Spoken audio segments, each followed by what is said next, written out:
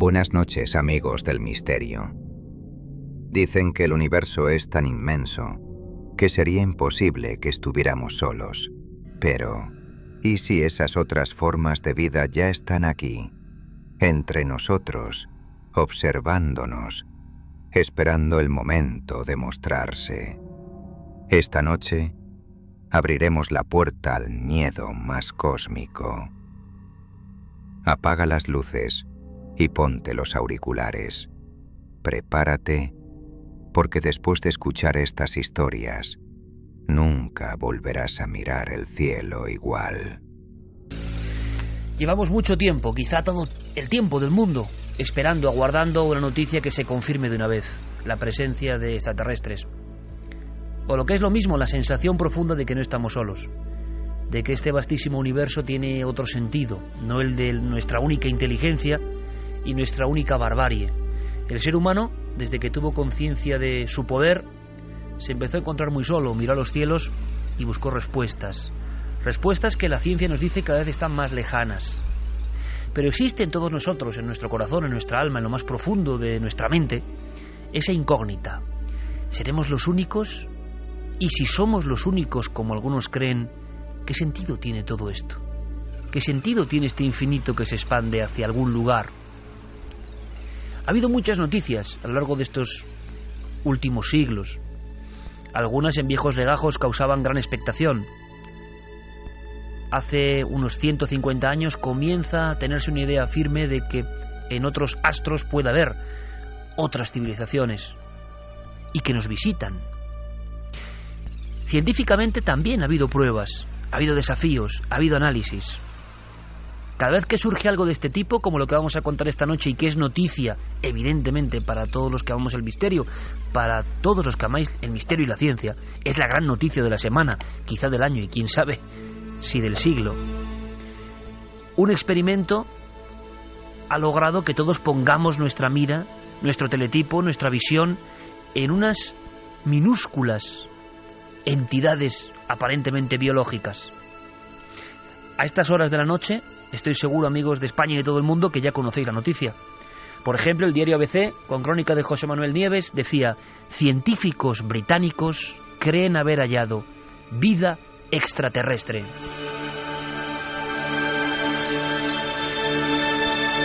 Y a la 1:34 minutos, aquí en Milenio 3 en la cadena SER, no tenemos ningún tipo de certeza, no sabemos si eso es real o no, si se confirma de una vez o no, pero lo que es cierto es que cuando leemos ese titular en un periódico de gran tirada, caramba, hay como un erizarse de vellos, ¿no? Hay un retumbar, un latido muy profundo que seguramente nos trasciende, que viene de generación en generación, que viene de la necesidad profunda de sentirnos acompañados en la inmensidad del cosmos, de las estrellas. ¿Y qué son estos organismos? No hablamos aquí de grandes luces, naves interespaciales. Hablamos de unas criaturas que no sé ni cómo definir. De momento yo he visto 2 fotografías, quizá seguramente las que hayáis contemplado también todos vosotros. ¿Cómo definir esto? Parece una ameba, parece una espora, un grano de algo. No lo sé. Otra tiene como una estructura que recuerda a algo casi metálico. Esta noche saldremos de dudas. Nos dicen que eso viene de un estudio. Nos dicen que un globo a 27 kilómetros de altura encontró con sus filamentos finísimos estas especies, estos organismos, estas criaturas, quién sabe. Lo que sí nos sorprende es lo que aparece en todos los titulares, evidentemente, que son científicos, que la publicación es científica y que ellos están convencidos de que es una evidencia de la existencia de extraterrestres. Pero vamos a ir más allá esta noche, en la que evidentemente, al menos durante la primera hora y cuarto, tiene que haber dossier especial. Es un notición, es un temazo impresionante, es lo que todos andábamos buscando. ¿Se silenciará también esto? Quizá estén equivocados los estudios. Si son reales, acabarán saliendo a la luz. ¿Por qué ya hay polémicas y cuestiones a la contra? ¿Qué argumentos tienen? Pero ojo, estas diminutas entidades biológicas, ¿de dónde vienen? ¿De cometas? Si es así, ¿fecundaron otros planetas? Si es así, ¿la vida empezó en otro lugar que no es la Tierra? Es que son muchas las cuestiones simplemente observando estas casi fantasmagóricas fotografías microscópicas. Criaturas microscópicas, sí, que se han hecho más populares que cualquier otro personaje, porque lo que hay en ellas, en su diminuto cuerpo, en su corporeidad tan pequeña, es inmenso, es la gran respuesta. Lo lógico esta noche es empezar escuchando directamente, creo que es importante, al protagonista, al científico que en la Universidad Británica de Sheffield ha capitaneado toda esta extraña experiencia, que tendremos que contar muy bien cómo ha sido para entendernos. Él es Milton Wainwright, Departamento de Biología Molecular y Biotecnología de esa universidad. Han encontrado algo que para él puede cambiar la historia. Básicamente lo que hemos hecho es enviar globos a la estratosfera. Recogimos muestras de entidades biológicas cuya naturaleza no conocemos exactamente. Son seres vivos, biológicos, procedentes de esa altitud. Debido a varias razones creemos que proceden del espacio, en lugar de tener un origen terrestre. Pensamos que esto demuestra que la vida está llegando continuamente a la Tierra desde el cosmos. Quizá cuando salgan de su casa o de ese estudio vayan a ser rociados con microorganismos o entidades biológicas procedentes del espacio. 1:37, Milenio 3. Podéis preguntar, por supuesto, ahora mismo abrimos todas las vías, porque esto sí que es un programa universal. Hay quien dice que los virus pueden tener relación con estas entidades biológicas que están en ciertas capas altísimas, ya prácticamente espaciales. ¿Puede ser un error? ¿Por qué están tan seguros los científicos de primer nivel que han hecho este estudio de que no es ningún error? ¿De dónde proceden estos seres realmente? Por supuesto no estamos seguros, pero creemos que proceden de cometas. Las muestras que usamos fueron recogidas durante una lluvia de meteoritos en julio y creemos que proceden de cometas. Hay partículas llegando continuamente desde el espacio de meteoritos y de cometas. Creemos que estos microorganismos forman parte de ellos. El mes que viene vamos a repetir este viaje a la estratosfera y recoger muestras de nuevo durante la lluvia de estrellas del cometa Halley. Va a ser muy interesante poder repetir el trabajo de nuevo. Cometas como viajeros del espacio más profundo, que van sembrando ¿de qué? ¿De vida a otros lugares, otras tierras? ¿Cómo habrá germinado esa vida? ¿Nos observará esa vida a nosotros mismos? ¿Serán las mismas preguntas? ¿Ciencia ficción o ciencia rotunda? Ciencia que saldrá a la luz, como digo, que se mantendrá en la oscuridad. ¿Qué han descubierto estas personas? ¿Qué es noticia hoy en todo el mundo? Científicos británicos, repito, titula ABC, creen haber hallado vida extraterrestre. Y ABC y todos los periódicos de España y del mundo. Seguramente esto se vaya olvidando. Nosotros no queremos permitirlo. Para este científico se puede reescribir la historia. Ha sido muy rotundo, por eso nos sorprende también.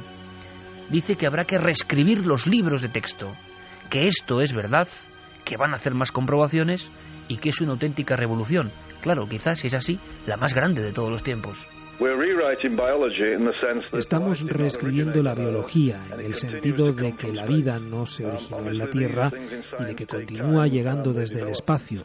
Obviamente, en ciencia, desarrollar y avanzar en estas cosas lleva su tiempo, así que va a ser muy difícil convencerles de que estamos en lo cierto.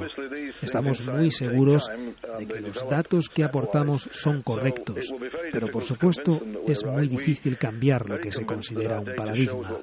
Habrá grandes objeciones a esto. Pienso que pasarán unos 10 años hasta que sea aceptado.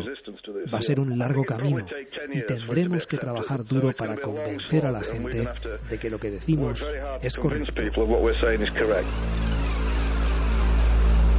Ni qué decir tiene, teníamos otro programa preparado, pero esto nos ha dejado emocionados y queremos saber más, repito, sin tener ninguna verdad. Carmen, buenas noches. Buenas madrugadas, Iker. Abrimos líneas de contacto porque imagino que con todo el trabajo de Guillermo León, de Diego Marañón y de todos nuestros compañeros, las redes sociales van a estar hirviendo, porque aquí sí que hay algo tremendo. Hablamos de científicos de primer nivel mundial y de imágenes y de organismos. Ojo que ya ha habido casos anteriores con polémica que también contaremos, así que hoy tenemos además un plantel magnífico, entre otros los autores de nuestros reportajes, los propulsores de esta noticia en España. Así que hay muchas cuestiones que seguro que les interesan. Abrimos líneas. Ya hay muchas preguntas y además nuestros compañeros están subiendo ya las fotografías. Hay quien habla de que no parece un ser vivo sino una especie de metal un cacharro. Dice, si no dice Iker que eso está vivo, a mí me parece un trozo de chatarra. No, Iker en este caso no sabe nada. Si está vivo o no está vivo, dicen los científicos. Vamos a dar las vías de contacto para todas las dudas, todas las preguntas, todos los comentarios que quieran hacer. Como siempre, Nave del Misterio en Twitter, en Facebook y en Google Plus, y también el mail de Milenio 3, milenio3 con número @cadenaser.com. Que además esta noche seguimos con Milenio 3 Responde, extendiendo esa sección. Y habrá muchas más cosas y muchas sorpresas, pero el dossier merece la pena. Santiago Camacho, buenas noches, compañero. Buenas noches, Iker. Javier Sierra, buenas noches, compañero. Muy buenas noches. Emocionado, evidentemente, ante esta noticia de impacto. Javier Pérez Campos, compañero, buenas noches. Hola, Iker, buenas noches. Yo tengo la sensación, ¿no?, de que nuestra audiencia, particularmente esta noche, quiere saber más. Porque luego esto se va, ¿no? Se va y quizá, como dicen los científicos, dentro de 10 años sepamos más, pero queremos saber esta noche. Nos acompaña José Manuel Nieves, conocido de todos vosotros y hombre que firma esta crónica y que de inmediato, tengo que decirlo, me dijo, esto es un temazo impresionante, y así nos lo hemos tomado, porque lo es, sin duda alguna. A estas horas, a la 1:42, después de varias horas enviada la crónica, conocidas las fotografías, vistas las polémicas, ¿tu emoción continúa? José Manuel, bienvenido, buenas noches. Sí, por supuesto que continúa. Por supuesto que continúa porque yo soy un gran convencido y todos los científicos son unos grandes convencidos de que por ahí fuera hay vida. Eso está claro. Se están destinando miles de millones de dólares, se están destinando investigaciones larguísimas, se están buscando planetas parecidos a la Tierra, se está buscando organismos en Marte, se van a intentar buscar en algunas lunas de Saturno y de Júpiter, y donde menos te esperabas encontrar un organismo extraterrestre es aquí mismo, ¿no? ¿Nos puedes hacer, José Manuel, una gráfica sencillísima de cómo ha sido el experimento, casi para que lo visualicemos? ¿Qué ha pasado y dónde? ¿A qué altura exactamente? Pues esto empieza hace unos años. Hace unos años varios grupos de científicos con pruebas estratosféricas, es decir, estas que se hacen con grandes globos, que se mandan a las capas altas de la atmósfera, a la troposfera, entre 22 y 27 y 30 kilómetros de altitud, pues se han encontrado en muchas ocasiones con muestras biológicas, con organismos. Entonces la primera sorpresa era que hubiera organismos que pudieran vivir y mantenerse con vida en esas condiciones que estamos en las fronteras del espacio, es decir, a unas temperaturas bajísimas de decenas de grados bajo cero, de muchas decenas de grados bajo cero, y en unas condiciones de radiación y de radiación solar, o sea, lo peor. Un infierno. Pues, un infierno, pues ahí estaban y vivos. Entonces empezaron a surgir las preguntas, y hace varias décadas ya que empezaron a surgir las preguntas. ¿De dónde vienen estos bichos, estos virus, estos microorganismos? La inmediata es que vienen de la Tierra, evidentemente, que aupados, son muy pequeños, aupados por corrientes y por aires y por la propia atmósfera, pues van subiendo y proceden de la Tierra. Ahora bien, todo tiene un límite. Y entonces lo que dice nuestro amigo, el investigador que acabamos de escuchar, es que los virus, o sea, los microorganismos que él ha encontrado son demasiado grandes y como para que hayan podido encontrar un medio de subir hasta esa altitud. ¿Qué los ha propulsado allá arriba? No existe que se sepa, y subrayo el que se sepa porque lo mismo existe y no se sabe, pero no existe ningún mecanismo excepto, decía él mismo, la erupción de un megavolcán que con ese impulso tan grande que manda hacia arriba todo lo que pilla, pues también podría mandar microorganismos hasta esa altitud, ¿no?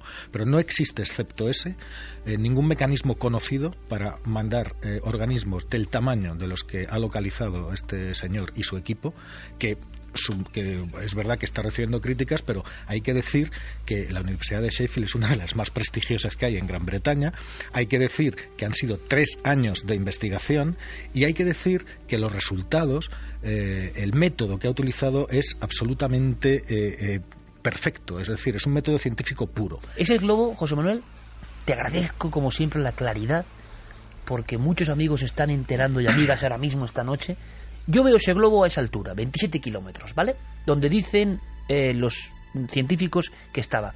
En ese momento el globo abre o tiene una serie de filamentos como para capturar cosas, sí, como ¿no? pequeños esparraguitos que son casi microscópicos, ¿no?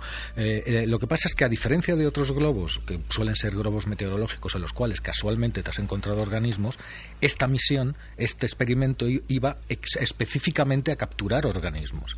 Esa es una de las mayores diferencias. Y estaba preparado, por lo tanto, pues para capturar esos organismos y para realizar los primeros análisis. ¿Qué es lo que han hecho? Envían este globo y cuando está a una altitud superior a los 22 kilómetros, entre los 22 y los 27, se despliegan por toda la superficie del globo como si fueran una especie de pelillos. Esos pelillos no tienen otra función que la de capturar los organismos que puede haber por ahí flotando, que de hecho los hay, ¿no? Entonces, después todo eso se vuelve a encerrar. ¿Para qué? Para que cuando el globo baje no haya peligro de contaminación, porque puede ser que cuando esté bajando, pues a 500 metros de altura, que es muy fácil que haya cualquier tipo de cosa, o a 200 metros o a 1 kilómetro, se contaminen todos esos pelillos con microorganismos que son de aquí de la Tierra. Y esa es una de las dudas que yo he empezado a ver que se están exponiendo. Pero el equipo de investigadores ha tomado muchísimas precauciones para que esto no suceda. Es decir, se le puede haber colado alguno, pero no habría habido un anuncio tan rotundo. ¿Qué sucede? Que son organismos vivos, lo que decías antes, lo que hay ahí arriba, no cabe ninguna duda, son organismos vivos. La única pregunta es ¿de dónde vienen esos organismos? Hay una prueba que todavía no ha hecho, y entonces otra de las críticas que se le hace, que aquí incluso podría yo estar parcialmente de acuerdo, es ¿por qué no has hecho esa prueba antes de decir lo que has dicho? ¿No? Pero hay una prueba que se dispone a hacerla, que es una prueba de isótopos. Lo que se hace es que se cogen estas muestras, estos organismos, se les encierra dentro de una máquina y se miden la cantidad de isótopos de determinados elementos que contienen. Eso es una firma que no tiene ninguna duda. Si hay un número elevado de un determinado tipo de isótopos, el origen es terrestre, sin discusión. Si, sin embargo, hay un porcentaje elevado de otro tipo de isótopos, el origen es extraterrestre, también sin discusión.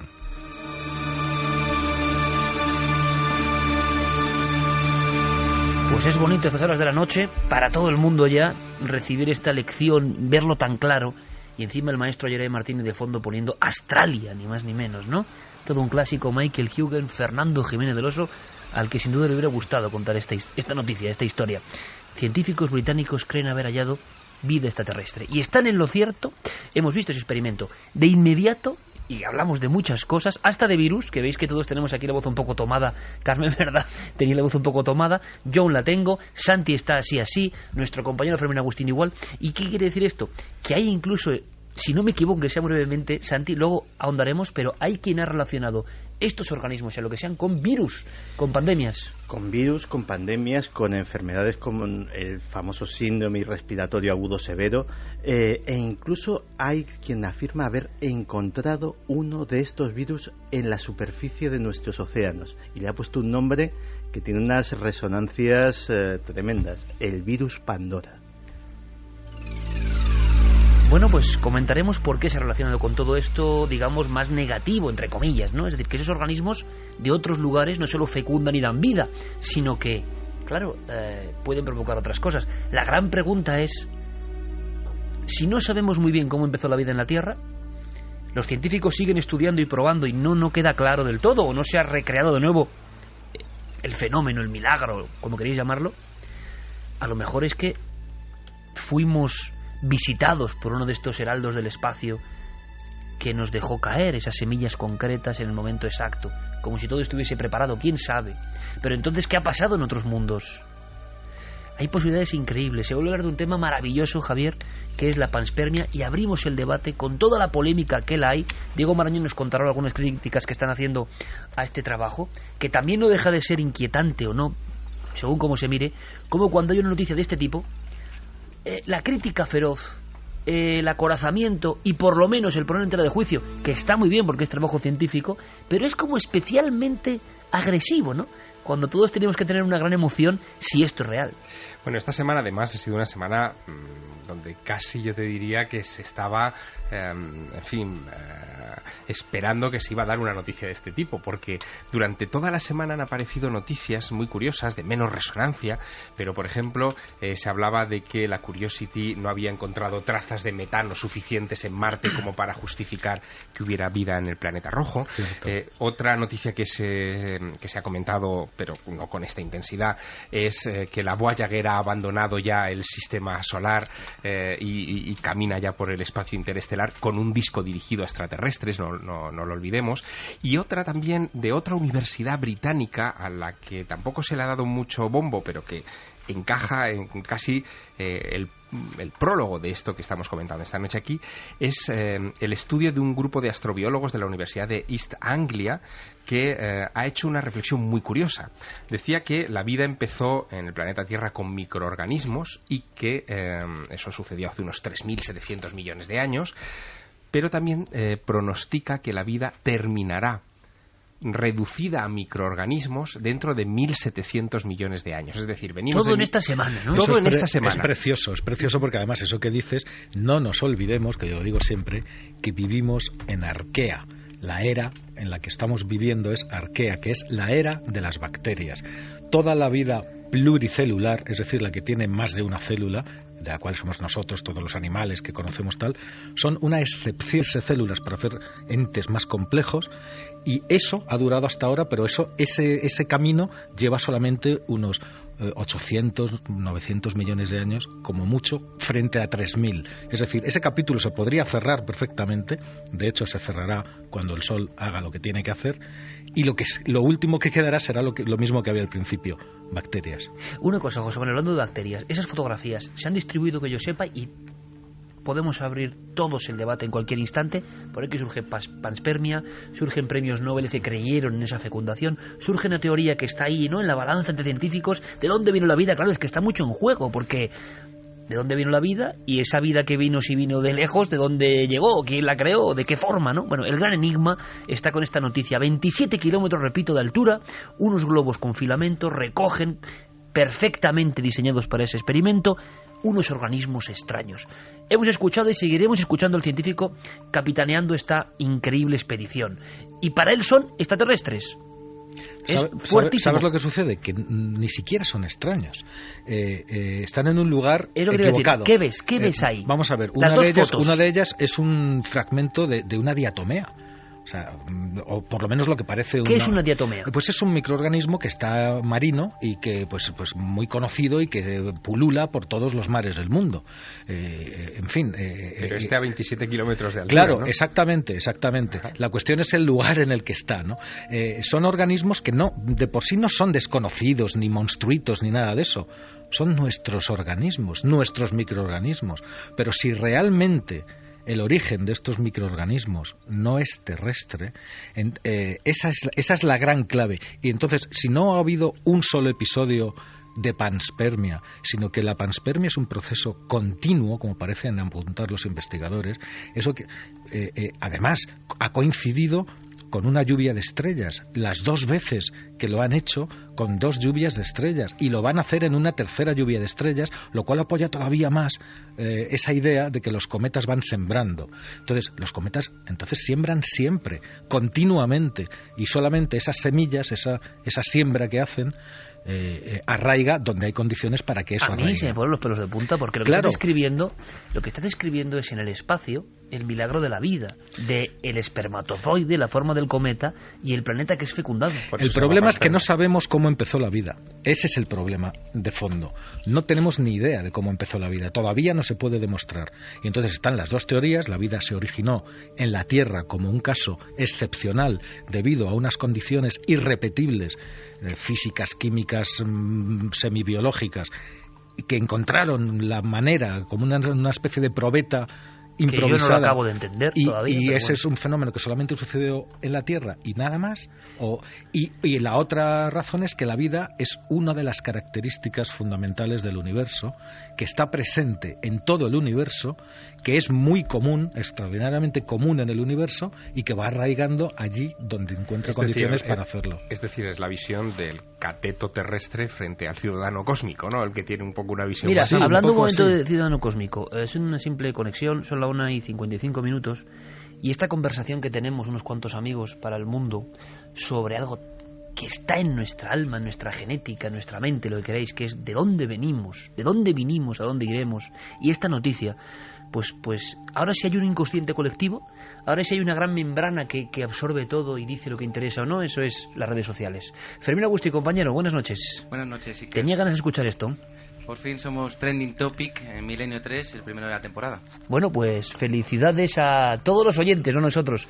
Quiere decirse que en este preciso instante, uno de los temas de los que más se habla en las redes sociales, Trending Topic, es Milenio 3, esta conversación. No me extraña nada. Claro, quiere decir que nos va mucho en juego, que uno puede gustarle más un misterio u otro, pero amigos, estamos hablando de las bases de la vida.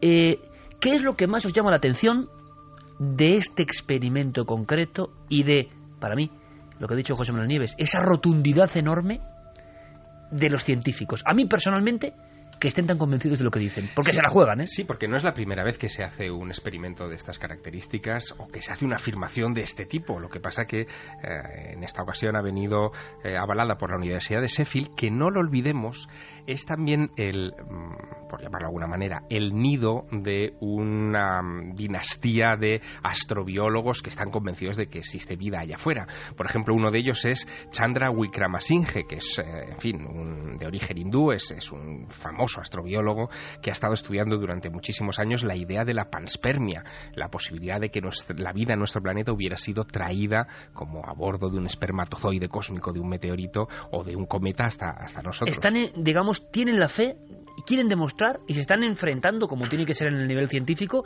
quieren tener las pruebas en la mano de que eso es real. Sí, pero fíjate, no todos, porque ha saltado también en estas últimas horas la reacción de Seth Shostak, que es uno de los cabecillas del proyecto SETI, y este hombre que se dedica a buscar señales de radio inteligentes en el fondo del universo, sin embargo, entiende que esta noticia se ha exagerado y que hay que tomarla con mucha prudencia.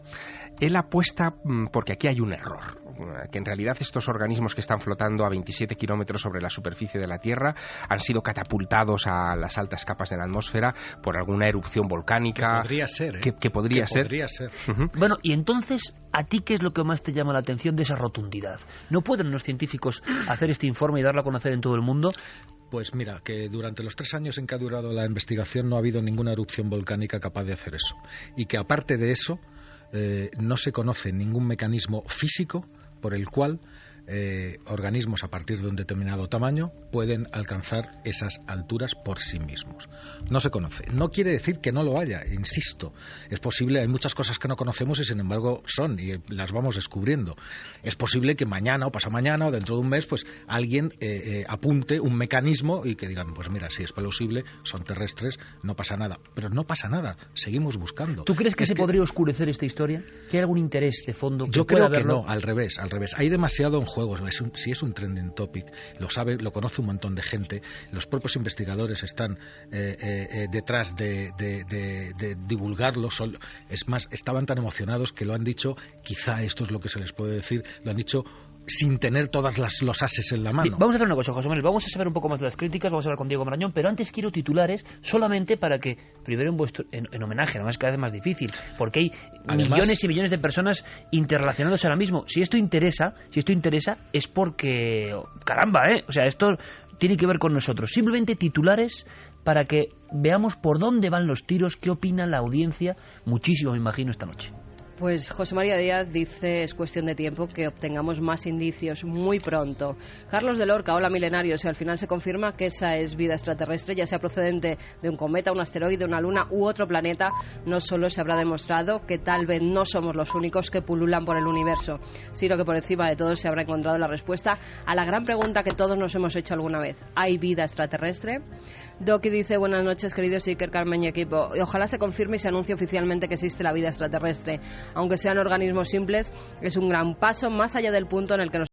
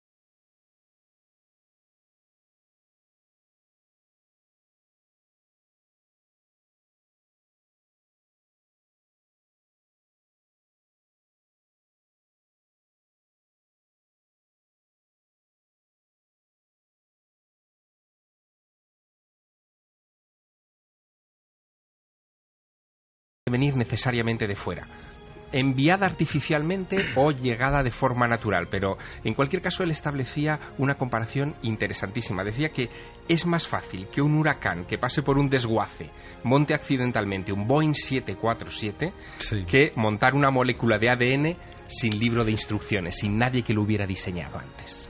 Vamos a hacer una cosa. Luego hay otra cosa, que son las 5 paradojas de la vida en la Tierra. Las 3 son muy técnicas, pero 2 son impresionantes. La primera es la que se llama la paradoja del alquitrán.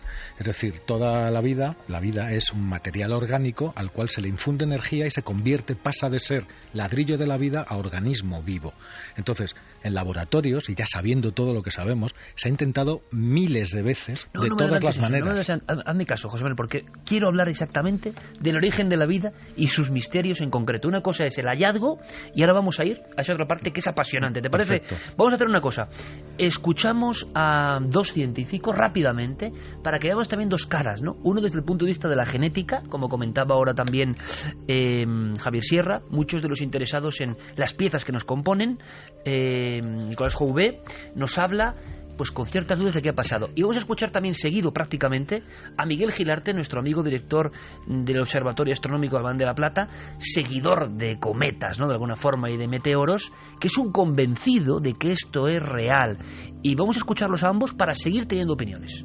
La idea de la panspermia es muy interesante, pero hay muchísimas dudas, porque realmente los microbios que se han ido a encontrar, hay muchas dudas. Es decir, que puedan llegar a tanta altura desde la Tierra también es difícil, pero no imposible. Esa es mi opinión, una duda, no sobre la fiabilidad de estos hallazgos, que son perfectos, pero el hecho de que muchas de esas formas de vida que aparecen en la estratosfera se parezcan enormemente a especies de bacterias terrestres, pues ya implica que pueden haber ascendido por convección o con corrientes de aire, en fin, y por eso están ahí.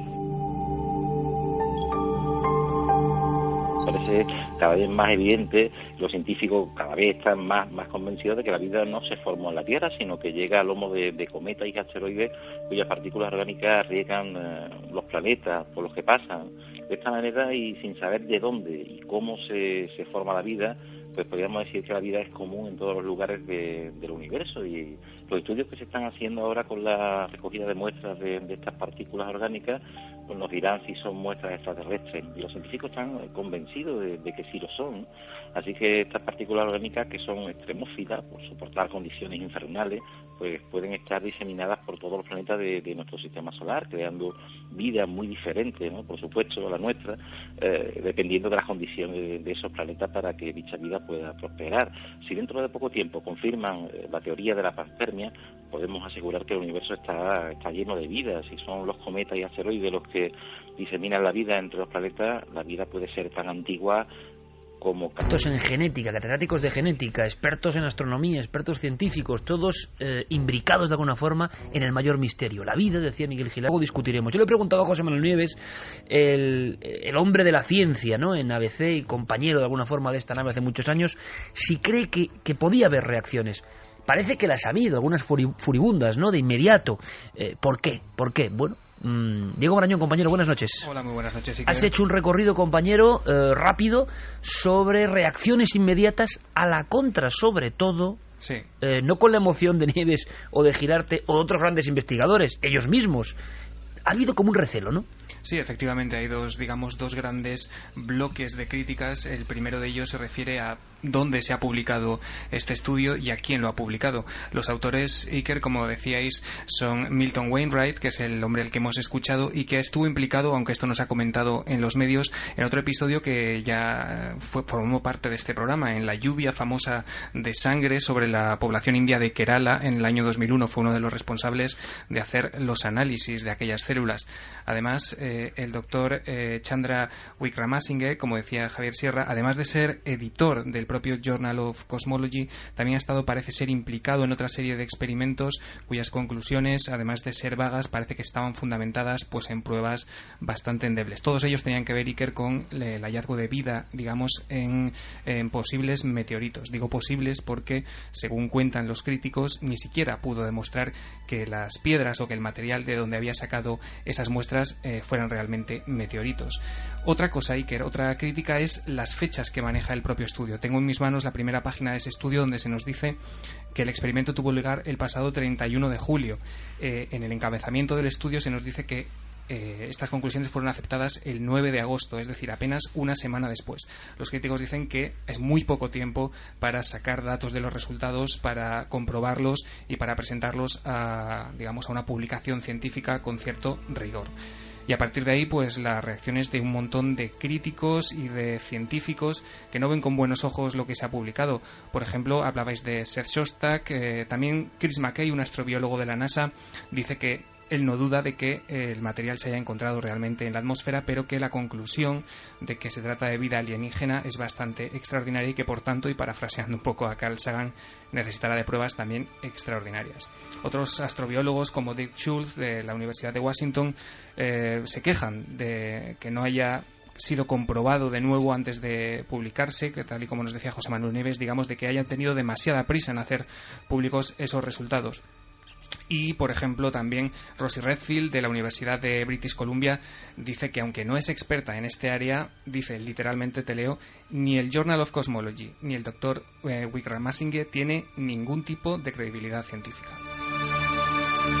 Pero ocurre con esto hay que tener cuidado, ¿no? Porque hay que ver a veces los críticos quiénes son, los que evidentemente, como no tengo ni idea de este área, es que suenan también un poco a chiste, ¿no? Como no soy experta, pues digo que no tienen credibilidad. Yo no sé si la tienen o no, desde luego son científicos, pero es sorprendente, en España también los hay, no quiero ni mencionar porque ya nos meteríamos en el circo y en el títere, porque algunos científicos españoles con cargos en planetarios y demás son de ese nivel, alguno incluso con capa incluida en bochornosos programas. Es decir, que este mundillo de nuestro país tiene algunos personajes que son los primeros que critican increíblemente, ¿no? Cuando su bagaje científico es 0 bajo 0 comparado con las personas directamente que han estado implicadas en el estudio. Por tanto, por eso le he preguntado a José Manuel, a veces es curioso cómo la propia ciencia ataca furibundamente este tipo de acontecimientos, ¿no? La ciencia siempre se defiende. Pero también derrumbar un paradigma cuesta, da la impresión, ¿no? Claro que cuesta. Vamos a ver, yo doy la razón, como he dicho antes, a aquellos que dicen que el anuncio ha sido muy precipitado. ¿Por qué? Porque nos faltan pruebas importantes que conocer y que los propios investigadores en su estudio dicen que tienen que hacer esas pruebas. Esas pruebas es verdad que tendrían que haberlas hecho antes. ¿No crees que ya han podido hacer algo para publicar este estudio? Es que es tremendo. Ellos ya han debido probar. Vamos a ver, es que por lo visto tienen preparado otra batería de cosas, de argumentos y de pruebas probablemente que se publicarán, según las palabras del propio director de la investigación, en las próximas semanas. Vamos a ver si esas otras pruebas llegan o no llegan. Es un poco arriesgado de todas formas. Yo no sé si, José Manuel, tú que conoces muy bien el periodismo científico, si esta forma de casi secuenciar o pausar, o como diríamos en la tele, relevar una historia nos parece peligrosa, ¿no? De todas formas, no estamos ante... Vamos a ver, entre las críticas que decíamos antes, ahora no recuerdo que lo decía, decían, no, es que luego se comparan los genomas y son los mismos. Pues claro que son los mismos. Si es que, vamos a ver, si es que son los mismos porque son los mismos organismos que están aquí. Si lo que estamos diciendo es... los extraterrestres somos nosotros, claro, también, ¿no? Si estamos, además, hay más estudios de eso. O sea, hace poco hubo un estudio que encontraba la primera evidencia, no prueba, pero sí evidencia directa de que nuestro origen no podría ser en Marte y no en la Tierra. Es decir, y que después esos organismos nacidos en Marte y no en la Tierra hubieran podido llegar hasta la Tierra a bordo de meteoritos. La sensación que hay en el público, nuestro público, y creo que el público en general, ¿verdad? Y ahora le seguiremos escuchando toda la noche, es que a veces hay una batalla interna que no debe ser mala, si se quiere tener una evidencia científica, pero que es sorprendente también, ¿no? Es normal, es lo que te iba a decir, perdona, así ya termino. Es que hay muchísima cantidad de trabajo en un sentido, y cada vez más, pero no tanta, en el otro. Sí hay que decir que las evidencias y las circunstancias que apoyan la teoría de la panspermia cada vez son más abundantes. Se han encontrado materiales orgánicos en galaxias lejanas, todas las huellas a través de los análisis espectroscópicos dan materiales orgánicos en galaxias que están lejanas. Se han encontrado materiales orgánicos en cometas, se han encontrado cantidades enormes de agua casi por todas partes. Incluso hay estrellas que están echando chorros de agua que son decenas de miles de veces el caudal del Amazonas y lo están echando al espacio. Es decir, hay agua en abundancia en el universo, hay material en abundancia y además, si aplicamos la navaja de Ockham, que es el principio de simplicidad, ¿qué pensaríamos que es más sencillo y más simple? Que la vida haya salido casi por una especie de milagro, y no me quiero meter con religiones, solamente en un lugar, o que sea una característica propia de este universo y como tal se manifiesta en distintos lugares. Desde un punto de vista lógico, la batalla de los que apoyan la panspermia está, yo creo que ganada. A medida que profundizamos... Falta la prueba definitiva. Sí, falta la prueba. Pero José Manuel, a medida que avanzamos en el conocimiento del universo, y es verdad que hemos ganado mucho conocimiento en estos últimos 20 años, cierto, sí. Se suman más pruebas a favor de la panspermia, mientras que en todo este último tiempo, las pruebas que certificarían o que apuntarían a lo contrario, los indicios que apuntan a lo contrario, no han crecido. No han crecido. Es decir, y además las experiencias de laboratorio, que es lo que apuntaba antes, no han dado absolutamente ningún resultado. Es más, han fracasado. Es decir, los intentos que se han hecho últimamente por tratar de reproducir los experimentos de crear vida... Hazme caso, que es muy interesante, muy interesante. Con un sí o un no, si esto es verdad, ¿lo acabaremos sabiendo?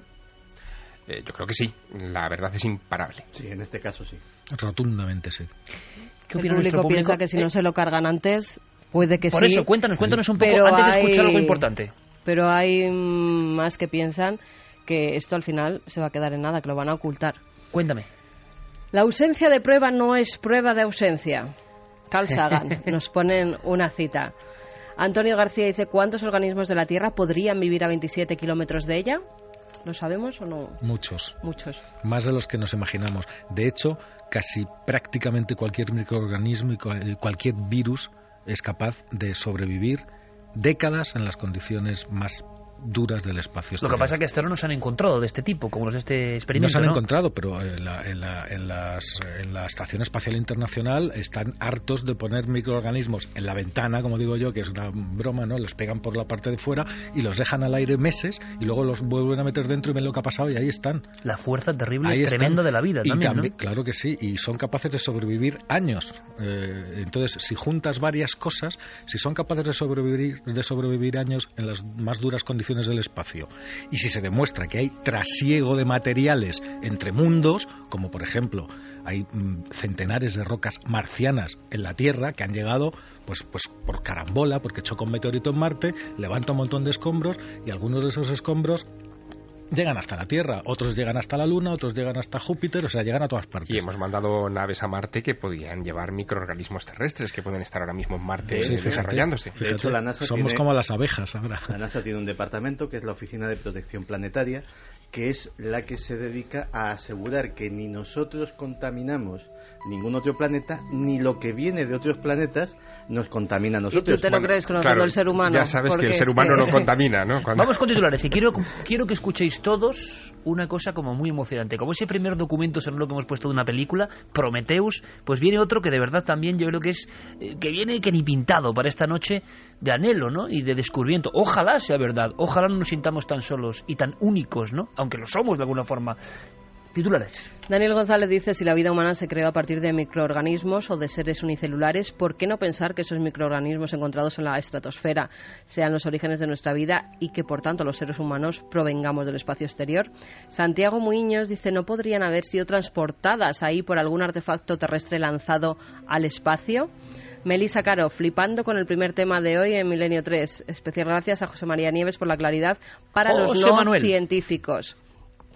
Luis Guerrero, ¿y si fue una erupción volcánica de hace años y esos microorganismos llevan siglos dando vueltas? Mecanismos de preservación. Roberto Díaz, ya era hora de encontrar algo ahí fuera. Al final la ecuación de Drake no estaba mal encaminada. Juan Nieve, la egolatría del ser humano es infinita en lo que concierne a la posible vida extraterrestre. Bien, también. La ecuación de Drake decía que podía haber miles de millones, creo que, de vida, ¿no? Bueno, él hablaba de civilizaciones. Él hablaba de hasta 100.000 civilizaciones en nuestra galaxia. Solo en nuestra galaxia. Civilización, es decir, no estamos hablando de microorganismos, sino de criaturas inteligentes a nuestro nivel, capaces, en fin, de muchas cosas. Y no lo decía uno con poca credibilidad, tampoco, ¿no? No, además, fíjate, yo creo que luego si quieres hablamos de eso, pero en los años 60 especialmente y en los 70 hubo muchos científicos, quizá impulsados por la ciencia ficción y por sus lecturas, pero con mucha emoción, ¿no? Sí, que especularon mucho sobre la presencia de esas civilizaciones e incluso llegaron a elaborar escalas para poder buscarles en el universo, ¿no? Vamos a escuchar una cosa que yo creo que es el documento que faltaba, también viene del cine, porque en el fondo es el reverberar, el eco de la esperanza del ser humano. Repetimos, sean microorganismos, sean civilizaciones, sean gigantescas aeronaves, ¿por qué queremos que haya hermanos del cosmos si quizá nunca nos encontremos con ellos a lo largo de milenios? Pero queremos, ¿no? Es también otra de las incógnitas grandes de la vida, porque el hombre, el ser humano, siempre en el fondo sabe que este es un camino en parte solitario y lleno de incertidumbres. Y queremos también compartir el espacio infinito que no entendemos con otros como nosotros, con nuestra gloria y nuestra miseria, seguramente. Escuchemos. Dios mío, fue así. Hace cientos de millones de años hubo una súbita explosión de vida en la Tierra. Aparecieron los primeros animales y plantas multicelulares. Y nadie ha entendido nunca por qué ni cómo ocurrió.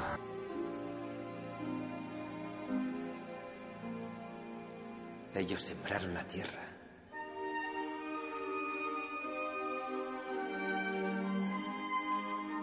Son nosotros. Somos ellos.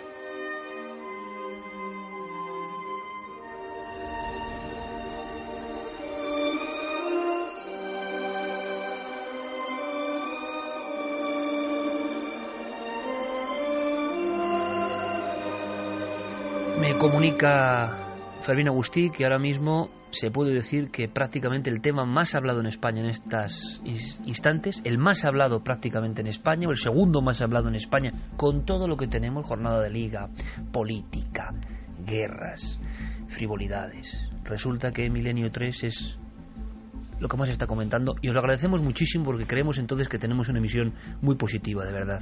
Sí, porque a mí me encanta el fútbol, ojo, y muchas cosas, pero si unos minutos debatimos sobre esto, pensamos, reflexionamos, sobre gracias a todos. En los grandes medios de comunicación, quitando algunos periódicos como ABC, es que no se ha contado la noticia, es que casi no se ha dado. Ahora sí, ¿no? Ha habido repercusión, ¿no? Más o menos. Ha habido algo más. Pero no con la fuerza que tiene que tener una noticia así. Vamos a ver, incluso la noticia de que la Voyager ha abandonado el sistema solar, es decir, que hemos puesto el primer artefacto humano más casi allá nada de los límites de nuestro sistema solar, debería haber sido portada de periódicos y no lo ha sido. Es decir, bueno, pero eso indica otro gran debate de cómo está el patio, ¿no? Por eso yo critico muchas veces el patio, ¿no? Y todo lo que estamos aquí. Y vosotros mismos, que sois muchas veces más críticos que nosotros.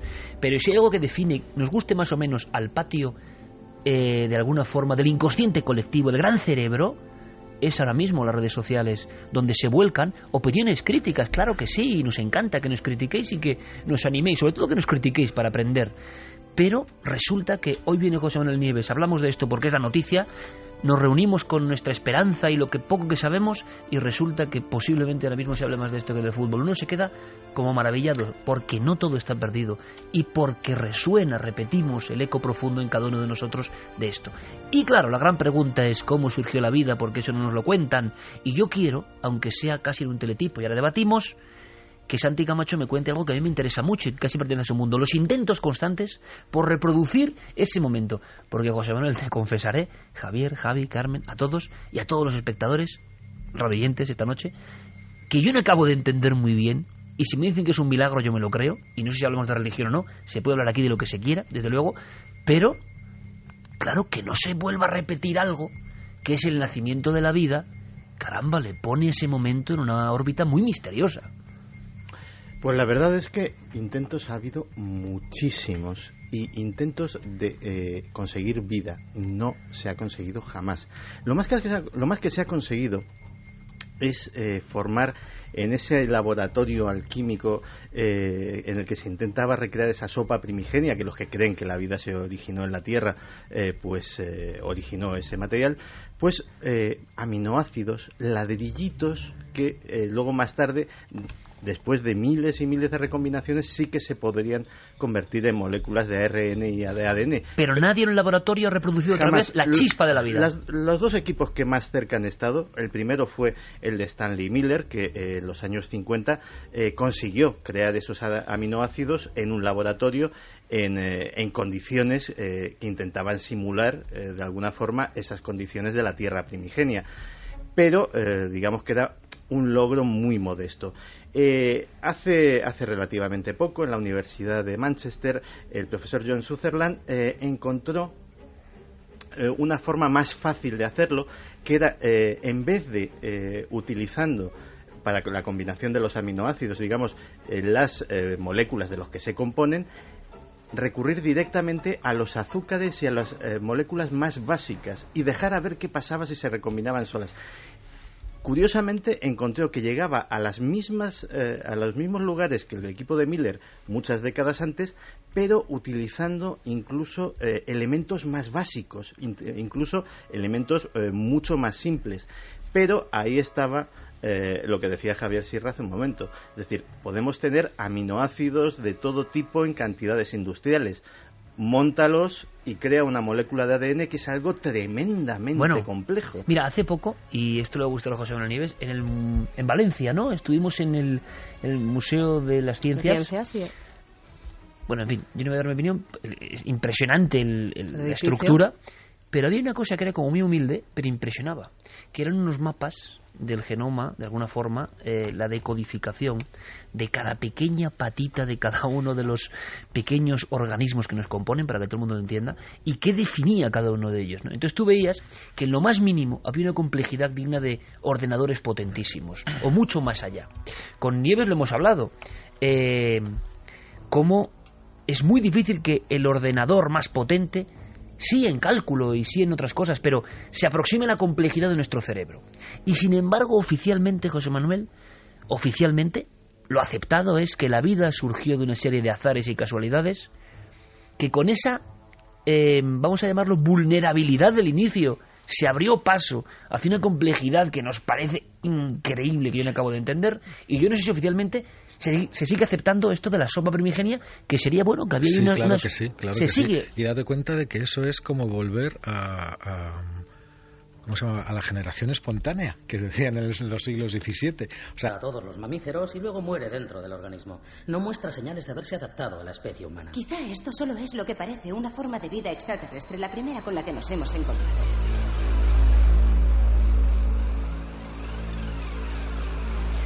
Quizá estemos también nosotros dentro de un cometa vagando por el espacio, ¿no? En esta nave del misterio que comanda musicalmente Jerey Martínez, nuestro compañero, con Astralia. Sobre este fondo cósmico donde los haya, Santi Camacho, hablábamos de la posibilidad de virus, amenazas extraterrestres no visibles en un platillo con una cúpula. Eso sería el reflejo de la ciencia ficción o de la realidad, no lo sé, sino en organismos mucho más letales y pequeños. Pues te voy a contar una historia. Te voy a contar la historia de dos científicos franceses, Jean-Michel Clevady y Chantal Lavergel, que en el año 2010 recorrieron el Pacífico desde las costas de Chile hasta las de Australia buscando su particular ballena blanca. Ellos sabían que existía, pero creían que no era lo que les habían dicho sus colegas que era. Era una bacteria que infectaba a las amebas y a otros organismos unicelulares y que, lógicamente, pues los devoraba y acababa con ellos. Estos dos científicos de la Universidad de Marsella creían que era en realidad un virus, el mayor virus del planeta. Lo llamaban el Pandoravirus salinus. Pues bien, lo encontraron y efectivamente se encontraron con un virus del tamaño de una bacteria. Lógicamente se felicitaron por ello, dijeron, bueno, un virus de un tamaño descomunal. Estamos hablando de cientos y cientos de veces el tamaño de lo que sería un virus normal, del tamaño de un organismo unicelular casi. Pues bien, la gran sorpresa, ellos ya con ese descubrimiento se daban por satisfecho. La gran sorpresa fue cuando hicieron el análisis de ADN de ese virus y se encontraron con una anomalía absoluta dentro de todo el reino biológico. No todos, hay un solo organismo que no comparte el código genético con el resto de los organismos de la humanidad, y es el Pandoravirus salinus. Por eso le pusieron Pandora, porque habían abierto la caja de los truenos de algo absolutamente extraño. El 93% del código genético del virus Pandora no se corresponde absolutamente con nada de la Tierra, ni las proteínas que expresa. Solamente un 6% tiene alguna relación con cosas que conocemos. Y lógicamente estos científicos se encontraron ante un dilema. O estamos ante una rama absolutamente nueva del árbol de la vida, cosa que les parecía poco probable, o eso había venido de otro sitio.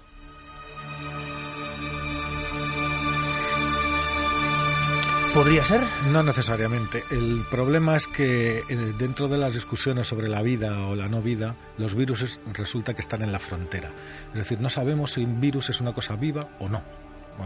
Así que no deja de ser alucinante. Sí, hay mucha polémica y mucha discusión, porque es verdad que tienen un material genético, pero un material genético que se recombina de una manera porque no tiene nada alrededor. Es decir, es como un material genético puro, casi puro, ¿no? Y entonces las combinaciones que puede tener, pues y las mutaciones que puede llegar a tener son infinitas. Es decir, surgen nuevos tipos de virus. Pues en cuanto cambien las condiciones, lo único que puede cambiar un virus para adaptarse a esas condiciones, que se adapta prácticamente a cualquier cosa, es su genoma. Y lo hace, y lo cambia. Entonces, ese virus Pandora, que tiene tantísimas... habría que ver, ¿no?, si todas las pares de bases, todos los ácidos son exactamente los mismos, y todo es lo mismo. Es decir, los ladrillos son los mismos. Los edificios que se construyen con esos ladrillos pueden cambiar, y los virus los cambian de una manera extraordinaria. Ahora, ¿están vivos los virus? ¿Basta con eso? ¿Basta replicar un ADN para saber que estás vivo? ¿O hace falta algo más?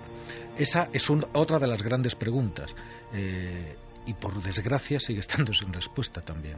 Yo estoy acordándome, Javier, de una cosa que es quizá para muchos meter un poco de bizarrez, pero somos Milenio 3 y es que está en las páginas de Grandes Misterios, ¿no? Aquel caso de Évora, año 59, que ahora no sé lo que ocurrió, pero...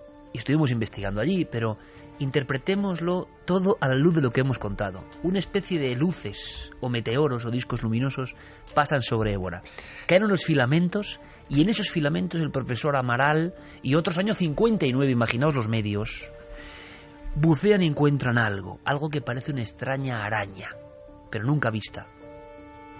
Acabó quemándose dentro de un museo, pero durante un tiempo, redescubierta en el 79, Javier, fue comidilla de todo el mundo, no trascendió a las grandes páginas de periódicos, pero se habló de un organismo a gran altura, caído después de eso, y que tuvo una gran polémica, ¿no? El caso tuvo lugar el 2 de noviembre de 1959 y efectivamente vino precedido por la aparición de dos luces brillantes sobre el cielo de Évora que rasgaron el firmamento y dejaron tras de sí algo que casi ha desaparecido de la casuística de los ovnis, que es eso que en la bibliografía especializada se conoce como cabellos de ángel. Claro, imagínate si ves pensando ahora que en vez de ovnis sean 2 cometas. Claro, efectivamente. No sabemos lo que fue, lo que rasgó los cielos de Évora aquella mañana del 2 de noviembre, pero lo que cayó sobre la ciudad e impregnó prácticamente toda la ciudad, parques, coches, etcétera, fue una especie como de gelatina blanca, casi como si fueran filamentos de algo más pequeño todavía que un fideo, que fueron recogidos en parte por esos científicos de la universidad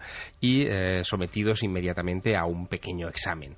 En ese examen lo que apareció fue un cuerpo central, o sea, un microorganismo de unos 4 milímetros, con un cuerpo central de color amarillo, de color como de yema de huevo, y una especie de tentáculos, eso es lo que se Además se movieron, decían, ¿no? Exacto, sí, de color rojo muy intenso. La verdad es que esos colores se fueron degradando en los siguientes días y durante los meses consecutivos terminaron convirtiéndose en una tonalidad uniforme, marrón, hasta que al final aquello quedó completamente inerte y que durante cerca de 2 años estuvieron en un frasco en la universidad hasta que terminaron deshaciéndose. Tuvieron que pasar 18 años para que el informe de aquellos científicos saltara a la opinión pública y la verdad es que levantó mucha estupefacción. Los científicos en su momento no se atrevieron a publicarlo sencillamente porque lo que habían encontrado en esos filamentos, en ese cabello de ángel caído de esas 2 luminarias, no tenía explicación. Claro, ahora a la vista de todo esto que estamos examinando, ¿quién sabe? ¿Quién sabe? Iba a decir lo mismo. Porque han ocurrido otros fenómenos que se han ido perdiendo. Por ejemplo, uno que sé que le entusiasma a José Manuel Nieves, que ha entusiasmado a la audiencia aquí en Milenio y en televisión, en Cuarto Milenio, que es aquella lluvia de sangre, donde al parecer hay participantes en aquella lluvia de sangre, en aquel trabajo científico, y algunos de los de este nuevo trabajo de la Universidad de Sheffield. ¿Qué pasó con aquella? Creo que eran, no sé si 50.000 toneladas, una barbaridad tremenda en Kerala. ¿Qué pasó? Vamos a ver, siguen investigando. Lo último que sé de ellos es que siguen investigando. ¿Qué sucede? Yo soy el primero que tengo una gran impaciencia, ¿no? Hablabas antes de la Voyager que ha salido del sistema solar, pero es que llevamos 1 año y medio diciendo que está saliendo, que sale, que ha salido, que no ha salido, que sí ha salido, que no ha salido, y la ciencia avanza a su ritmo. Es un contraste con el periodismo, ¿no? Sí, y lo mismo, claro, nosotros estamos deseando que pase y si no, hacerlo pasar casi para que poderlo contar, pero no, hay que esperar sus tiempos, no sabemos cuáles son. ¿Es más serio lo de la lluvia de sangre de Kerala de lo que parece? Yo creo que es igual de serio que como lo dijimos, porque no hay nada nuevo. Sé que siguen trabajando y eso es bastante. Para mí eso es bastante. Y esto que estamos hablando hoy de estos organismos en la atmósfera, veremos a ver el tiempo que dura. No se trata ni de silenciar ni de no silenciar, se trata de que la investigación tiene que seguir su curso. Y si su curso, recordemos otro granito, el bosón de Higgs. ¿Cuántos años estuvimos esperando a que dijeran por fin que habían encontrado el bosón de Higgs y incluso después de encontrarlo no lo decían al 100%? Claro, estamos acostumbrados... Pero es que la ciencia funciona, tiene que funcionar de esa manera. O la historia de los neutrinos, ¿no? Que luego hubo esa polémica y... Claro, ahí se encontró que había un fallo. Pero claro, precisamente para eso, para agotar todas las posibilidades de que sea un fallo, sobre todo cuando estamos hablando de descubrimientos que pueden ser excepcionales. Entonces, como decía Sagan, un gran descubrimiento, o sea, una gran afirmación necesita de grandes pruebas. Y cuanto más grande es esa afirmación que tú quieres hacer, más pruebas necesitas y más tiempo necesitas. Por ejemplo, el origen de la vida, decir tan alegremente que nació en la Tierra. Menudas pruebas hacen falta. Pues os pido, porque ahora vamos rápidamente con Milenio te responde, brevedad, por favor. Vinimos, en vuestra opinión, panspermia, os pido brevedad. ¿Es una teoría que va ganando peso? ¿Creéis que es posible? Para mí está muy claro. Es decir, yo creo que Francis Crick tocó en la llaga cuando hizo... Un avanzado, ¿no? Exacto, cuando hizo aquellas declaraciones. También Fred Hoyle, que fue otro importante astrónomo que estudió este asunto de la panspermia. Y dejaron en el aire ambos, tanto Fred Hoyle como Francis Crick, una duda que a mí es la que me sigue corroyendo a fecha de hoy. ¿Panspermia natural o panspermia dirigida? ¿Qué sería? Pues la natural sería un proceso cósmico que estaría en todas partes y la dirigida es lo que pensaron algunos, casi en clave de ciencia ficción, de ¿y si la Tierra, junto con otros muchos planetas, en torno a otras muchas estrellas de esta galaxia, fueron sembradas deliberadamente por una supercivilización? ¿Y si somos el producto, efectivamente, de una cosecha? 20 segundos, Santi. Muy sencillo. Cada vez que hemos sabido algo nuevo de la naturaleza, del universo, de las leyes que lo rigen, siempre lo que ha prevalecido es la solución más sencilla y elegante. El universo parece regirse por la sencillez y la elegancia. Y en este caso, evidentemente, la alternativa más sencilla y más elegante de todas las que se han planteado sobre el origen de la vida en nuestro planeta es obviamente que haya venido de otro sitio. José Manuel, colofón. Yo creo que efectivamente la teoría de la panspermia no solamente es creíble, sino que además es posible y plausible. O sea, cada vez estoy más de acuerdo con ella. Sí. Da la impresión, ¿verdad, compañeros?, que aunque hay pioneros como en todo, claro, cuesta un tiempo, ¿no? Y es revolucionario. ¿Y cuántos pioneros? Ya hemos contado aquí los casos sangrantes de Sautuola y tantos otros con arte rupestre. Me estaba recordando eso, que no hemos aprendido nada, absolutamente nada. Lo que ¿te acordabas o te sorprendía? Porque sorprenderte no, me imagino. No, sorprenderme no, pero sí que es cierto que cuando empezábamos el programa y estaba hablando el científico que ha hecho el descubrimiento, decía, es que va a ser otro Sautuola, el pobre. Con esa vehemencia, ¿no? Totalmente. Claro, hay un proceso, los paradigmas, y se ha escrito mucho sobre esto, tienen una rigidez, pero da la impresión, ha pasado más de medio siglo desde los hallazgos de Francis Crick, de que poco a poco, claro, es que ahí están las pruebas, ¿no? La pena son estos pioneros que lanzan algo y no son correspondidos en vida, ¿no? Yo siempre me acuerdo, homenaje todas las veces que haga falta, a Sautuola, que murió habiendo descubierto el arte rupestre de Altamira y diciendo al mundo que había un hombre antiguo que pintaba, y vaya que sí pintaba, tanto que es inimitable. Y nadie le creyó. Y nadie le creyó y murió de pena, ¿no? Bueno, vamos con rápido colofón, por favor.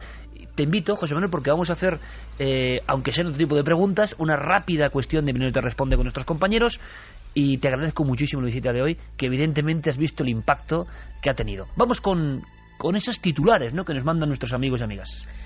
Un duca dice: la vida actual se debe a extinciones pasadas, que en otro planeta haya pasado exactamente lo mismo es bastante difícil. Pepe Corcín, el que los organismos de este mundo compartan gran parte del ADN, indica que este se originó en un evento único. De Real Tweet, ¿por qué no ha aparecido ni aparecerá el eslabón perdido?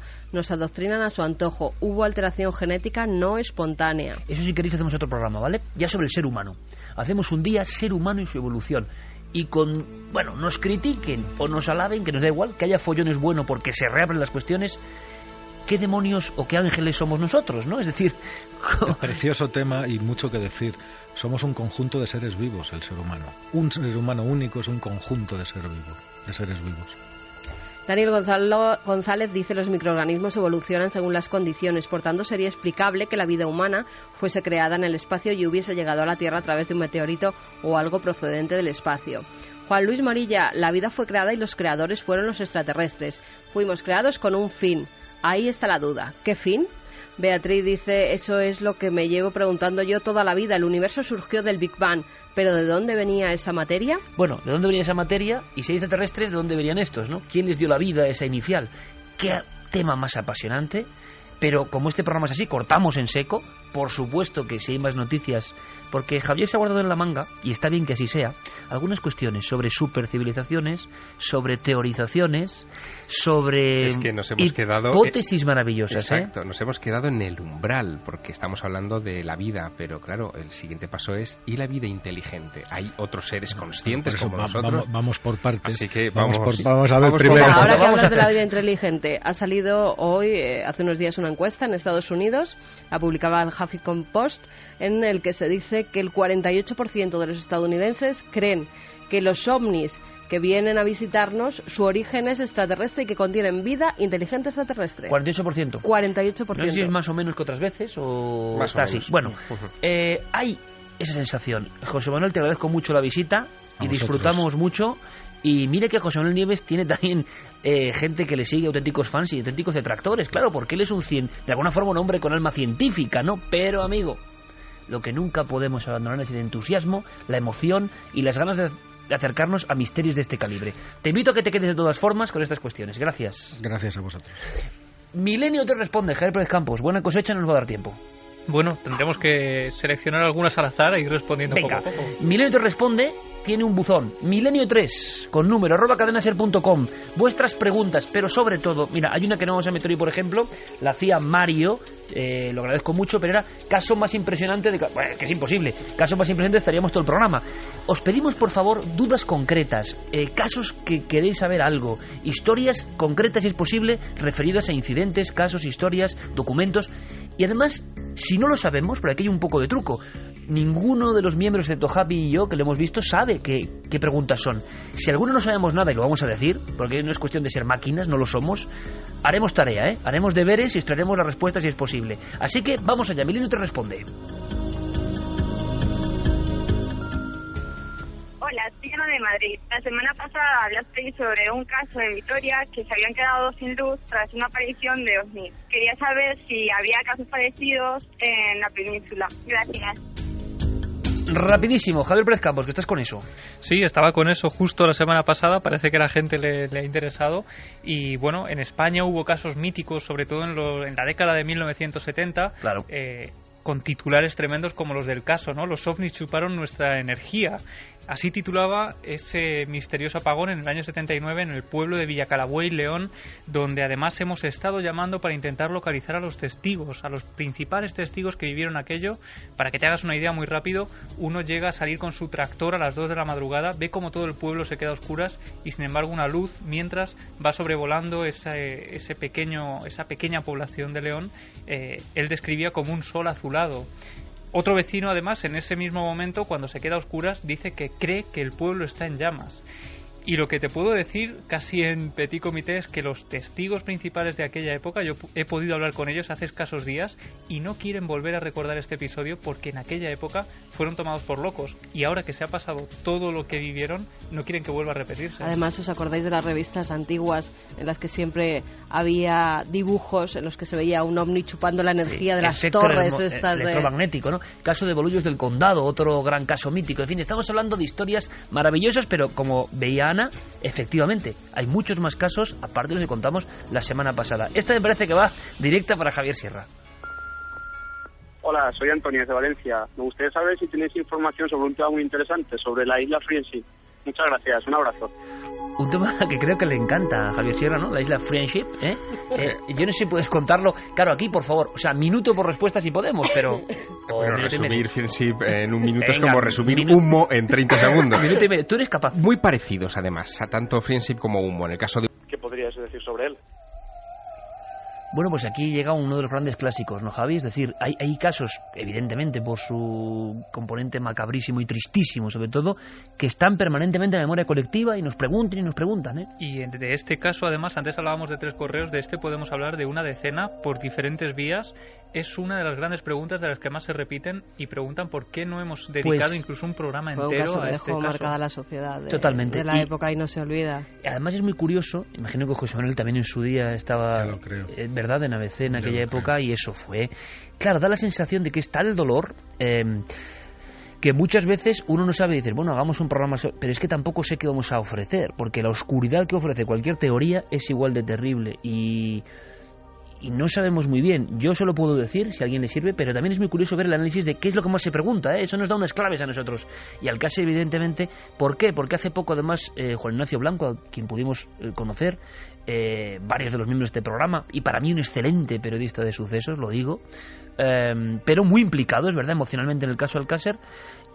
Hay como 2 teorías, al parecer, para resumir. Una que habla de la verdad oficial, de unos delincuentes que matan a estas niñas, por desgracia, hace ya 20 años, y otra que diría que hay como cabos sueltos o organizaciones de poderosos, que es una de las cosas que Santi controla muy bien, que hicieron aberraciones pues para divertirse. Sí, o para snuff movies. Exacto. También se ha hablado de... Opinión personal, bueno, habría que hacer un programa en concreto, ¿no? Primero que el tema sí que es un poco tabú, yo creo que es muy oscuro, a mí me da mucha pena y se me pone la carne de gallina, me parece una de las mayores barbaridades de la historia, pero es verdad que marca este país y marca el periodismo de este país. Yo, por lo que he podido ver y leer, en mi opinión, y si queréis me decís la vuestra rapidísimo, pero sé que hay mucho interés en este caso, pues fíjate, yo estoy un poco a medias. Creo que es una investigación que tiene muchos errores. Creo que como en este país, como uno no se ponga de verdad, como en el caso del padre de una de las niñas, que por desgracia acabó, yo creo que ahí medio revuelto con la historia, pero es que yo, a un padre que le ha pasado eso y quiere investigar, yo personalmente personalmente, le perdono y le creo y me da igual lo que haga, porque ya no le puede pasar algo a alguien tan terrible en su vida y quiere saber la verdad y él cree que el sistema se le viene encima, pues no sé qué, sinceramente yo no sé qué, creo que habrá parte de ambas cosas, ¿no? También la fuerza de las leyendas urbanas y teorías, no digo que sea esto, pero en crear grupos de poderosos que igual no era tan así, o sí, no lo sé. Me gustaría mucho saber vuestra opinión. Mira. Yo, sinceramente, he leído mucho de Alcácer, como siempre en la biblioteca, de todas las teorías a un lado y a otro, y no tengo un juicio concreto, es la verdad. A mí personalmente, y no tiene nada de relación, a mí me recuerda mucho al caso Kennedy. Ya. Y me recuerda mucho al caso Kennedy porque hay una parte de la sociedad que ha decidido que se queda con una versión determinada y la multitud de cabos sueltos que hay prefiere apartarlo, y otra parte de la sociedad que ha decidido centrarse en esos cabos sueltos y obviar por completo la versión oficial. A mí los cabos sueltos me siguen pareciendo demasiados en ese caso en concreto. Sí, a mí también. Lo que no sé si los cabos sueltos generan toda una historia tan entramada como vieron los protagonistas de esta investigación, digamos, paralela, ¿no? Pero también entiendo muy bien a Juan Ignacio Blanco, en el sentido de el periodista que se obsesiona tanto con un tema que entrega su vida a él. Desde fuera se podrá ver de cualquier forma, pero yo entiendo que él quería hacer justicia de verdad. Yo lo comprendo. ¿Alguna opinión sobre el caso? Lo que pasa es que a lo mejor no le han dado los datos desde las dos partes, solo de una, y entonces se ha declinado. Es muy difícil hablar de un asesinato tan terrible como además, este. ¿No? Yo creo que por las dos partes hay información que se oculta, tanto los que han estado investigando por parte de las niñas como los investigadores oficiales. Hay información que no ha salido a la luz, no interesa que salga a la luz y no lo quieren aclarar. José Manuel, ¿te acuerdas, no? Sí, claro que me acuerdo. ¿O quién no se acuerda? A mí aquello me pilló en el periódico y fue una conmoción. Como pocas quizá en nuestra historia, sí, porque ¿no? Primero por la crueldad de los asesinatos, luego porque empezaron a salir detalles muy escabrosos sobre lo que habían sufrido esas niñas y las cosas terribles que les habían hecho. Y después porque también podemos decir que fue el primero de los grandes crímenes sangrientos de niños, que después por desgracia ha habido más y a lo mejor no han llegado a la intensidad que tuvo el de las niñas del Cácer, ¿no? Yo recuerdo pánico además en la sociedad. Yo en aquella época vivía por Torrevieja y se corrió el rumor de que Anglés estaba por la pinada de Guardamar. Bueno, el terror que había entre los padres era tremendo. Entonces, como fue un caso muy espectacular y fue el primero de estos grandes y con crímenes, individuo desaparecido por si faltaban cosas. Claro, pues se generó una alarma social que muy grande y se necesitaba una respuesta. Entonces, probablemente se precipitaron las primeras respuestas, se quedaron otras cosas en el tintero y las cosas después se fueron complicando y hasta hacer una madeja que todavía no se ha podido desenmarañar. Terribles cabos sueltos. Un día podemos comentarlo, no hay ningún problema. De verdad que si no hemos tocado este asunto es porque es tan triste y tan tremendo y no sabemos qué aportar. A algún gran profesional de la televisión y de la radio le costó su carrera esto. Dicen, cuentan, tampoco lo sé muy bien hasta qué punto la leyenda. Lo que sí sabemos es que Internet realimenta historias y que Alcácer sin duda es una porque muchas personas, sobre todo las descontentas con la verdad oficial, tienen mucha fuerza. Me parece bien porque cada uno defiende su idea de justicia, ¿no? Y con un principal imputado desaparecido. ¿Sabremos la verdad algún día? Bueno, pues no lo sé. Nosotros de verdad, y se ha visto aquí en el equipo, es que no lo tenemos nada claro. Como decía Santi, resumiendo, demasiados cabos sueltos, ¿no? Evidentemente. José Manuel Nieves, que ha sido un honor tenerte aquí y muchas más noches como estas de emoción, de ciencia y de misterio. Muchas gracias a vosotros, lo que queráis. Santi, Javier, hasta la próxima semana. Y que he disfrutado muchísimo. Que mañana nos vemos en Cuarto Milenio. Un abrazo, compañeros. Feliz semana. Ojalá la nueva semana nos traiga tanta intensidad. Oye, a ver. ¿Sabe? Y Javi y Carmen se quedan porque vienen sorpresas, sorpresas que os invito a conocer después de toda la información aquí con los compañeros de la cadena SER. Que presentarás en breve, ¿no? Palo Santo. Yo no soy un experto musical, pero evidentemente, como tantas otras personas que ahora nos están escuchando, hemos crecido no, somos prácticamente de la misma quinta, ¿no? Pero hemos sido jóvenes con tus canciones. Tú hiciste una cosa que es muy complicada, que es de auténtica estrella, contando con todo, digamos, la alabanza y la gracia, ¿no? Del sistema, nunca mejor dicho, para bien, ¿no? Pero de repente inicias un camino en solitario, que eso ya es complicado, eso ya es un poco alma errante, ¿no? Pero de pronto también, en una especie de salto mortal, te conviertes en una persona que nos muestras, junto con Alexis Morante en este vídeo, a niños encadenados a la televisión. Son imágenes muy gráficas, muy potentes, yo creo, te lo dije, que van al inconsciente colectivo. Y por eso la reacción de mucha gente, sea seguidora de Enrique Bunbury o no, de repente ve imágenes muy fuertes que no se suelen ver. Das un garrotazo, ¿no?, a los dirigentes del mundo de alguna manera, y yo creo que ahí dan igual colores o procedencias, los que piensan por nosotros, que dirigen el mundo, y luego además encima, aunque yo invito a que vean el clip, aparecen, ¿no?, también los ovnis, hay imágenes un poco maravillosas, preciosas. ¿Qué te ha pasado a ti interiormente, ¿no?, para convertirte un poco en heraldo, porque lo eres, no sé si consciente o no, de repente de este despertar? ¿Qué te ha ocurrido a ti? Bueno, pues digamos que desde que saqué mi último disco de canciones propias, que fue en el 2010, que fue el disco Las Consecuencias, que era un disco muy introspectivo, muy personal, y que, bueno, pues que hablaba de mis propios demonios, de alguna forma quería dar un giro y quería hacer un disco más social.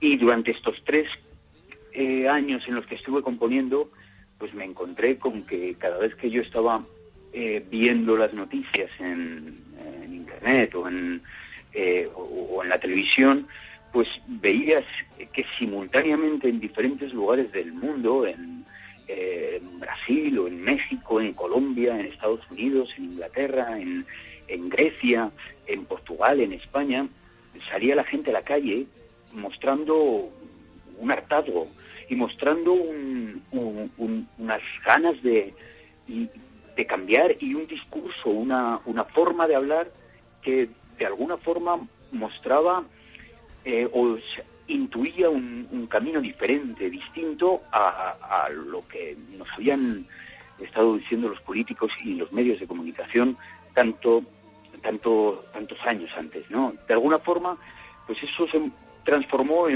por un lado en un grito de esperanza, luego se transformó lo veías en los bares cuando hablabas con la gente, pues en un cierto escepticismo y sarcasmo, ¿no? La gente pues decía, estos jóvenes que salen a la calle, los perroflautas, los tal, no sé qué.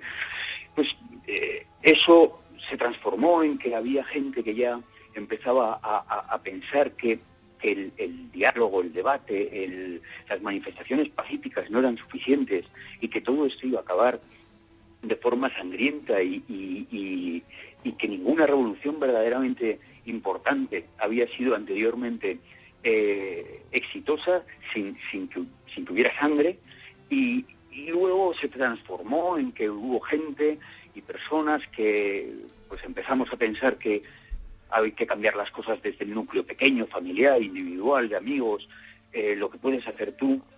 Y por supuesto, además, con el 2012 pues nos encontramos con gente que pensaba que toda revolución verdadera tiene que tener un contenido espiritual, ¿no? Que el cambio en la humanidad solo tenía sentido si verdaderamente hacíamos una reconexión con lo que verdaderamente somos. Bueno, todo este discurso es un poco el discurso que lleva el disco. Puedes hacer canciones que hablen exclusivamente de ti, de las cosas que te interesan, pues si eres un músico de rock y te gusta emborracharte por la noche y las chicas y todo esto, o puedes intentar explicar otro tipo de cosas, ¿no? Yo creo que cualquier medio artístico es totalmente válido para comunicar cosas, que la música no solo es expresión, sino que es comunicación, y que la música con contenido ahora mismo es doblemente válida. Enrique, ha habido aquí en España un impacto tremendo por muchas cosas, ¿no? Y esperemos que la gente lo siga, pero si ves la ola de afecto que yo he recibido de la gente, que yo no sabía, ¿no? Que teníamos, decían, Enrique Bunbury e Iker en un videoclip, ¿esto qué es? ¿Qué mezcla? Y yo te pregunto a ti para sacarme de mi propio misterio, ¿no? Bueno, aparecen los gobernantes del mundo con extrañas... Es una mezcla fantástica. ¿Estás seguro? Estamos muy bien juntos. Porque muchas personas nos preguntan que aparecen dirigentes del mundo, por ejemplo, con un extraño aspecto, tipo reptiliano. Aparecen los ovnis, pero voy más allá. Si se puede contar el misterio, que no lo sé, ¿por qué contaste conmigo? Bueno, cuando yo hablaba con Alexis de el contenido de lo que queríamos contar en esta canción, en este vídeo, pensamos que tenía que salir alguien, digamos, añadiendo un texto extra al texto que va diciendo la canción, que es, bueno, en principio era un texto más largo, al final lo concretamos, bueno, tú sabes porque tú participaste un poco en la concreción del texto que lees ahí a mitad, pero sí que sabíamos que tenía que ser un comunicador, queríamos que fuera un comunicador español y pensábamos que a día de hoy los medios de comunicación en general, la gente que sale en los telediarios, la gente que pertenece a los medios de comunicación masivos, carecen también de credibilidad. Y personalmente yo pensé que nadie mejor que tú para precisamente contar algo tan real, alguien que está hablando de lo paranormal, que paradójicamente sea el que nos cuente la verdad.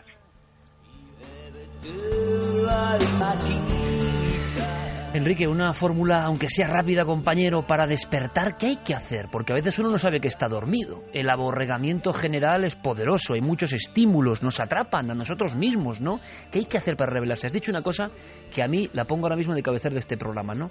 Toda revolución tiene que tener un componente espiritual y la reconexión con lo que de verdad importa, ¿no? Estamos en ese proceso, incluso en las biografías, yo creo, personales, tanto en la tuya como en la mía, influyen, ¿no? Cosas como la vida y un montón de historias que te reiluminan, ¿no? ¿Cómo se puede despertar? ¿Habría una guía, algún consejo para alguien que nos escucha ahora mismo? Bueno, yo creo que la peor fórmula para despertar, desde luego, es a través del sarcasmo y la ironía, ¿no? Creo que a los españoles nos gusta mucho utilizarla para digamos, como para... Es una especie de protección, escudo de protección contra la incomprensión de la situación en la que vivimos.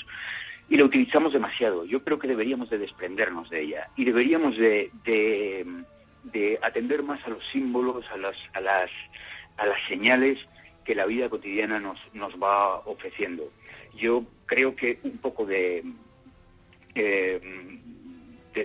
fe y de esperanza en nosotros mismos como raza, como humanidad, creo que sería bueno. De todas formas, yo no soy quien para dar muchos consejos. Quiero decir, soy una persona defectuosa totalmente y que se hace preguntas y que no tiene respuestas.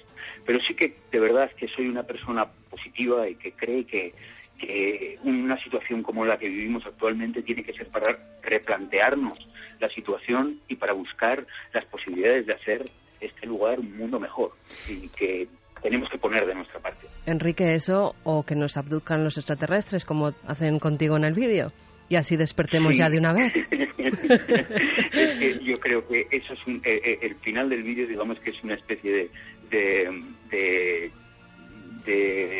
metáfora, digamos, que ya que no sabemos muy bien qué hacer, quizás nuestra última esperanza es que vengan los extraterrestres y nos saquen de esta. Pero yo creo que tenemos soluciones antes de eso. Hoy hablábamos, Enrique Bunbury, amigo, de que los extraterrestres quizás seamos nosotros mismos, ¿no? Se hablaba en la primera parte del programa con científicos de esos hallazgos impresionantes por el programa en sí. Se llevamos ya mucho tiempo. Es porque consideramos que es bonito y hermoso que el mensaje tenga una acogida, porque si no, ¿para qué habla un artista o lo que sea? ¿Para quién? ¿Para él mismo? ¿No? Su mensaje tiene que difundirse, y cuando el programa de radio es seguido, el programa de televisión, sentimos que compartimos con vosotros esa información, ¿no? Y que puede ser buena, puede ser mejor. Lo sentimos todos los días en la calle. O sea que a mí Trending Topic está muy bien de cara a los medios, de cara a la gente, pero es que el cariño que hemos sentido durante este año es mortal.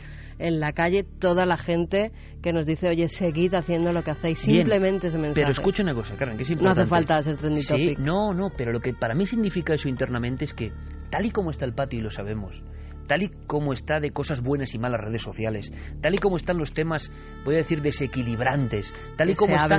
Exacto. De lo que tratamos en el programa, no del programa. No por nosotros. A ver si me entendéis. Sí. Si a mí me da igual que otro programa que tratase este tema fuese Trending Topic, me encantaría. Si lo que quiero es que se hable de esto, no porque sea Milenio 3 y digamos qué buenos somos, oye chicos, número 1. Si eso al final, con el tiempo, de verdad que da igual. Lo importante es que la gente joven, la gente de cualquier edad, no solo hable de ciertas cosas, sino también de esto. Quiere decir que la misión está abriendo abanico, ¿no? Y que, como ya sabíamos, vosotros sois muy sabios, ¿no? Y eso es importante, y que no sois pocos. Que no sois pocos. Eso es muy importante también, porque se tiene la idea de minorías, ¿no? Estos temas para minorías. Bueno, pues para minorías para nada. Eso es lo primero. Y segundo, más gente con ganas de información, de despertar, de no estar con lo de siempre. Pero si somos los primeros que hacemos de todo y no renunciamos a nada, querer el misterio o estos temas no es ser una anacoreta que se va a la cueva y no quiere saber nada del mundo al ruido. No, para nada.